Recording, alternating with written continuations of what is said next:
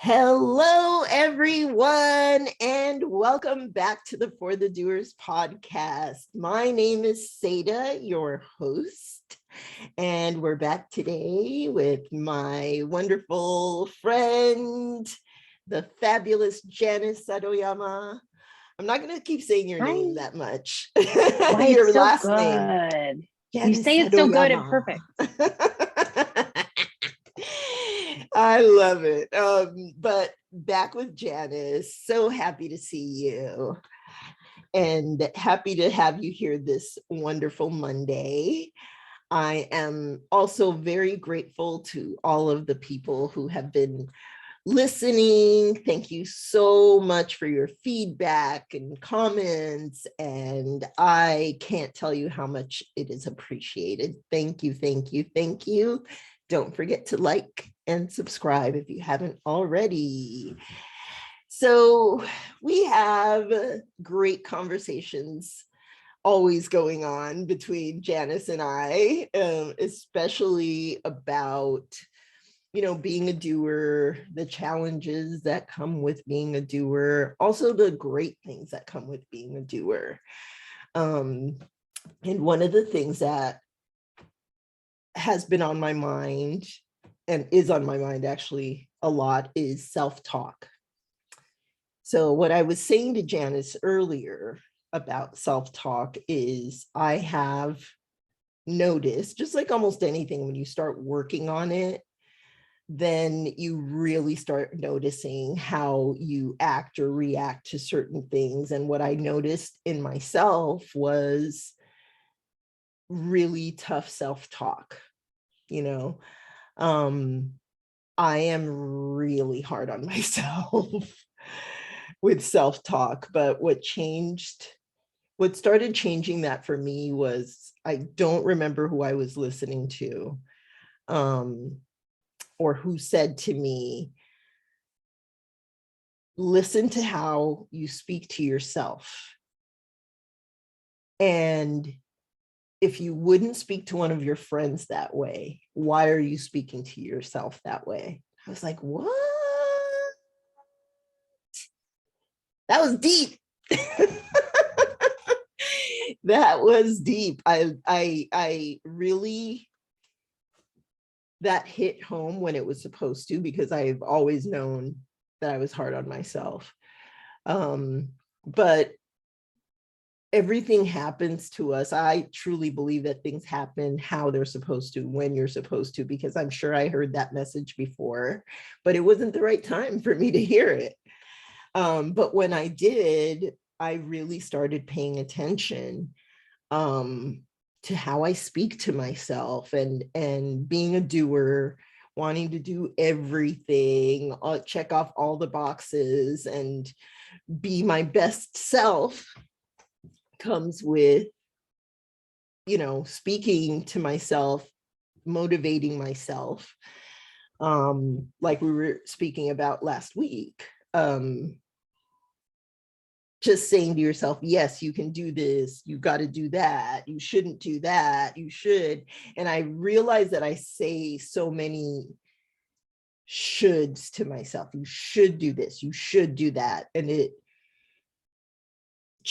I'm changing it to, you can do this, for example, or you get to do this. And I know this is kind of trite because I've heard this quite a bit too. It's like, you get to do this. And coming from a place of gratitude, that's what I'm thinking, is like coming from a place of gratitude again for what I can do. And one of my best teachers, or probably my best teacher, was my dad. And I've spoken before about when he started, when his body just started giving up on him, and there were so many things that he couldn't do. He couldn't button his shirt. He could barely wash his hands. He couldn't do things for himself. And I think back on those moments, thinking, oh my God, I can do all of those things. And I was able to help him because I can do those things. And I had to get that self-talk back into a place of gratitude of, oh my God, yes, I can use my hands. I can button my shirt. I can zip my shirt. I can wash dishes, even things that I don't like to do. Washing dishes is one of them. And coming from that space, that really started helping my self-talk, with how much kinder I could be to myself, knowing that there are people who wish they had, the ability to do all the things that I can do. Now I want Janice to get in on this, obviously, but that was my thought process in starting this conversation. And I want you to talk about one of the things, Janice, that you said earlier about keeping your word. Oh, yeah. So I think it's such an important conversation to have about self-talk, because I think, like you said, how you caught yourself saying all the shoulds. And I think that really tells you indirectly that you're falling short. Yes. Like, I should be doing that, or I should be doing this. Yes. And there's not enough time in the day. Like, yes. I should be doing these things, as opposed to like, well, I'm deciding to do these things and I'm going to focus on one thing today. Yes. And I'm guilty of that too. Like, I think we all are, of like, I should be doing all these things. Yes. But I think, like you said, like being a little bit kinder. And if we wouldn't speak to the people we love like that, why do we speak to ourselves like that? Which is a great reminder. I think advice too. It's like advice that you'd share to other people. Like, would you take that advice also? Like, oh, you just need to get up and not be lazy and go to the gym every day. And it's like, okay. But I think self-talk has a really important place, at least for me, in regards to kind of keeping my word to myself and being accountable to myself. Yes. Like if I put it out there, I think it carries a lot of weight when you say something out loud, like, yes, oh, I'm going to work on this, or this is my goal, and like verbalizing a goal. And then telling yourself, hey, I set myself out to do a certain thing. Or I'm going to put it out there. I want to give it a try. I want to do something. I think the self-talk kind of helps you along that journey, or it'll create roadblocks and speed bumps along the way. So I think, saying that you're going to do something, I feel like the self-talk will really help you kind of cross the finish line. If you let it be kind, and it's like a productive thing, and not a like, oh, you think you can do that, you're not going to do that. Not the negative self-talk, the positive self-talk. Because I think it's also nice to be the kind of person, at least I'd really aspire to be the person who's like, I said I was going to do something and I did it. Or I made a commitment to a person, I'm going to follow through on that commitment. Like timelines, or people that you're responsible for or accountable to, like having your word mean something. And I think the self-talk also kind of plays into that, and like your reputation and being somebody who's of their word, And that's what stresses me out. And I'm sure you're the same way. That's the hard part, is just like, well, I said I was going to do it. Now I have to do it no matter what. And here we go. There's the like being rough on yourself, thing that I definitely have. And one of the things that has helped me with that is limiting the amount of goals that I have. Because I realized, when I wasn't cutting it in my own mind, that's when the depression starts, because that's when the negative self-talk is like, oh, well, you didn't even do that. Oh, you didn't even finish that. Like, you should finish that. You should do this. You should blah, blah, blah. And that I know that I've been able to mitigate that with having less to do, you know, the Warren Buffett way of only having 5 goals at a time. And I only work on those things. And there are some things that I would love to do, and I'm not doing them until I really get to a place where I've achieved those 5 other things.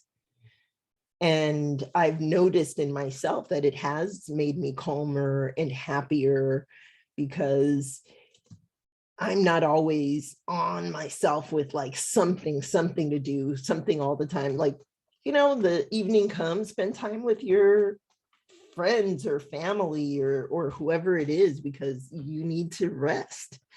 Your brain needs to rest. And we have so much coming at us, you know, when you're adulting, you don't know what's going to come at you every day, in your job or even at home.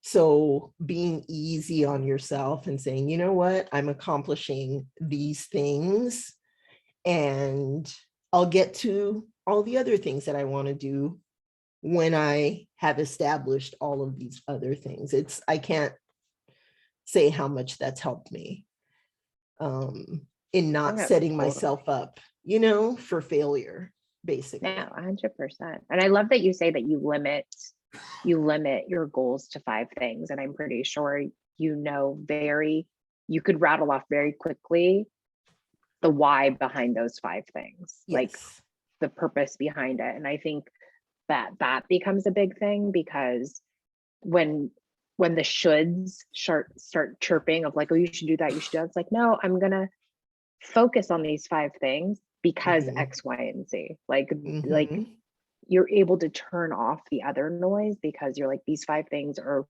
the reason why they're so important, or why I want to achieve them, or why I want to do what I'm doing. That's the driving force. And I think that kind of falls in line with the self-talk also, right? Like you remind yourself of the why, because not every day is going to be like, guess what? I'm motivated. I'm going to do all the things. Like when they start putting that in smoothies, you let me know, because I'm going to need that. Hopefully they'll put it in ice cream. Right. Negative calorie ice cream. If only. Right. I love that. No, but it's true. And I think, like you say, like being kind to yourself and kind of spending time where it's important. I think the self-talk also allows you to be present and like have some grace with yourself, because I feel sometimes, you know, I mean, I think everybody's self-talk, there's like 2 sides. Like it's either lovely and supportive or the complete opposite. Yes. So because the kindness is important. The kindness with yourself exactly is what's important, because you can do all of, and I want to make sure to make the difference between, you know, just being positive. Yeah, I'm positive, blah, blah, blah. That does not last. Like you said, it's like, it's hard work. It's like, if part of your goals, like one of my goals is being in shape, and it's going to be, I'm not doing this for 2 or 3 months. I want to do this for the rest of my life.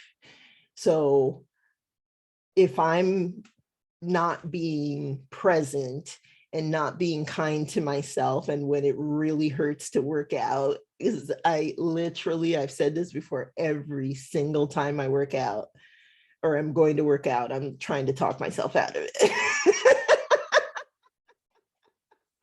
My knee hurts. I'm still sore.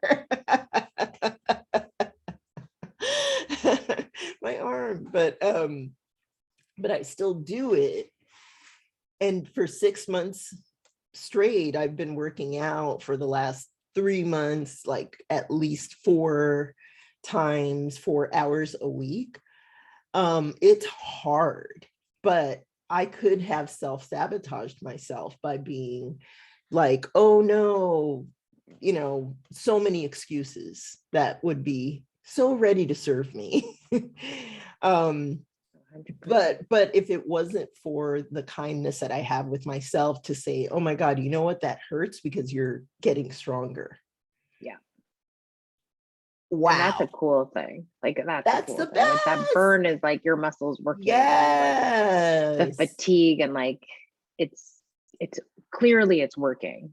Yes. If you felt nothing, like, right? Exactly. Like you're feeling pain because you're getting stronger. I'm not saying that that's all the time. You could actually hurt yourself, but just making a practice of it requires, to me, self-talk that's kind to yourself, you know, and realistic too, because you said it. You're like, thank I'll make you. excuses, Yes. but then you're like, it's not that bad. I'm not that sore. Yes. I can do it. It's not going to take me that long to like put together an application or a cover letter. Like it's not going to take that long, you know? Right. So flipping it too, where it's like, am I really making excuses, or is this something as big as like I'm making it to be? Right. Exactly. Right. Oh, and every single time after I work out, I feel amazing. Yeah. And I think that's the thing too, is like, you love the process, and it's not just like it's like being addicted to the journey of everything. Yes. Of like, no, I love the process. I love the process of like, I'm sure you do, where you're like, this feels great. I can lift heavier weights. I can, my cardio's higher, like all the things. My arms aren't jiggling. Oh, I need to get a Sayda workout plan. I mean, she did send me some really great workouts. She sent them to me and Julia has done them. I have not done them. Well, because, and that's the other thing, is like I find these things on YouTube. It's all about wanting to do it and remembering why you did it. Remember why and reminding yourself in that kind way, like, this is what you want to achieve. You're doing it. That's fantastic. It's huge. It's huge, and it is a form of self-care. Self-talk is self-care, because we keep talking about, let me get a massage, and let me, use my eucalyptus and, my aromatherapy, which I'm all about, but you can do all of those things outside, but this is really where you do the most self-care, and loving yourself, being kind to yourself also, I think, contributes to a lot of confidence. And like you said, being realistic. And that's what I wanted to really emphasize, is like, it's not about, listen, The Secret was a great movie for motivation, I believe. But I'm not going to sit in the mirror and say, I'm going to marry George Clooney and it's going to happen. No, it's like really taking the action, and when you're taking that finding action, where he'll be for lunch. right. Coincidental bump in. I'm just kidding. I'm sorry. You were like on a serious note, and I was like, I took it. Flying to Lake Como. Right. Oh, fancy seeing you here. Can you imagine? Okay, it's stalker action, but it's still action. This is true. That is somebody who is more committed than just sitting there wishing for it. True. Well, exactly. I want to make sure to differentiate the two, because I'm probably preaching to the choir. It's doers. Like, you take action on living your authentic life. I mean, the George Clooney thing, I don't know. You want to stand George Clooney, that's on you, on how you take action. But it's all about, again, caring for yourself, loving yourself. It's really difficult to accomplish things, great things, and live an authentic life if you're not loving yourself and being kind to yourself, and speaking to yourself like you are your best friend. You are the first and probably biggest love of your own life, because I think we all keep looking for everything outside ourselves. And that's part of self-talk too, is, oh, that person's going to help me get to this situation. No, it's you. It's you. Yeah. I don't know if I have anything else to say about that. I mean, you said it all. You are the love of your life. That's the bottom line here. That's what I want to say, is be good to yourself. Be kind when you speak to yourself. That nothing else pays off more than that. Knowing yourself, warts and all, whatever, you think is, what's a good word for it? Not normal, weird about yourself. Embrace that stuff. Unique. Yeah. Unique. That's a nice word for original. it. You're an original. You are an original, but this is a theme that will always be part of for the doers, is loving yourself, being confident about yourself, so that when we're all going to get discouraged, but it's so much easier to take the low road and be mean to yourself and beat yourself up than taking the tougher road, which is like, you know what, I'm going to bounce back from this, and this is why. And that only comes from knowing yourself, period, and loving who you are. Thank you so much, Janice, for being here. I wouldn't want to be anywhere else. Thank you. I love your perspective. It's good to have different perspectives and have these great conversations. So thank you. And thank you to everybody who listened to this little episode today. I hope you have a fantastic week. Hope you have a wonderful Monday. And I look forward to seeing you again next week. Don't forget to like and subscribe. Thank you, thank you, thank you, everybody. Have a great week. Take care. And remember, it's all about you.